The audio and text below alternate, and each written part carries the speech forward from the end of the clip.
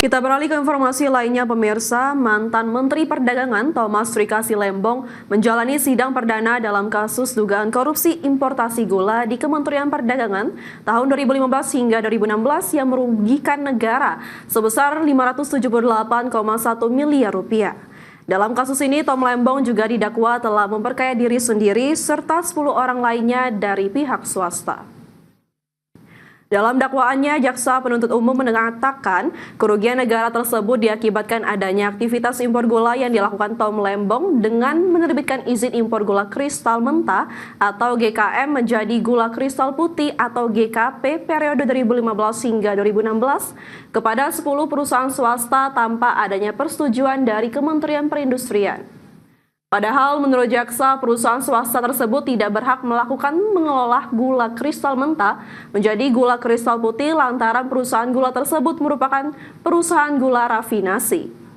Atas perbuatannya, Tom Lembong didakwa dengan pasal 2 ayat 1 atau pasal 3 Jungto pasal 18 Undang-Undang Nomor 31 Tahun 1999 tentang pemberantasan tipikor sebagaimana telah diubah dengan Undang-Undang Nomor 20 Tahun 2001 tentang perubahan atas Undang-Undang Nomor 31 Tahun 1999 tentang pemberantasan tindak pidana korupsi.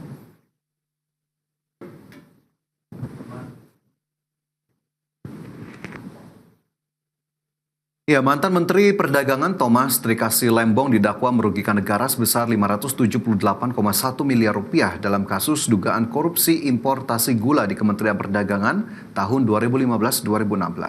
Usai pembacaan dakwaan, Tom Lembong dan tim kuasa hukum langsung mengajukan nota keberatan atau eksepsi. Terkait perhitungan kerugian negara oleh BPKP dalam laporan hasil audit penghitungan kerugian keuangan negara atas dugaan tindak pidana korupsi dalam kegiatan importasi gula di Kementerian Perdagangan tahun 2015-2016, tim kuasa hukum Tom Lembong, Ari Yusuf Amir menyebut tidak terdapat cukup bukti. Menurut Ari, penyidik seharusnya segera menyerahkan berkas perkara hasil penyidikan tersebut kepada jaksa pengacara negara atau diserahkan kepada instansi yang dirugikan, dalam hal ini Kementerian Keuangan. Kasus ini jelas-jelas dipaksakan untuk menjerat terdakwa secara sewenang-wenang karena pasal-pasal dalam undang-undang yang dituduhkan untuk menjerat terdakwa tidak ada sama sekali yang terkait dengan undang-undang tindak pidana korupsi sebagaimana lex specialis, tetapi terkait dengan undang-undang lain yang bukan menjadi kompetensi pengadilan tindak pidana korupsi untuk mengadilinya.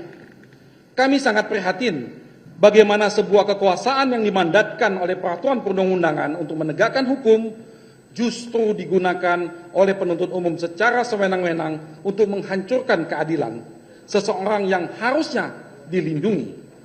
Majelis Hakim yang terhormat, sungguh kami miris terdakwa disangka melakukan korupsi, sementara 1 rupiah pun penuntut umum tidak bisa membuktikan adanya aliran dana yang masuk ke terdakwa baik secara langsung ataupun tidak langsung.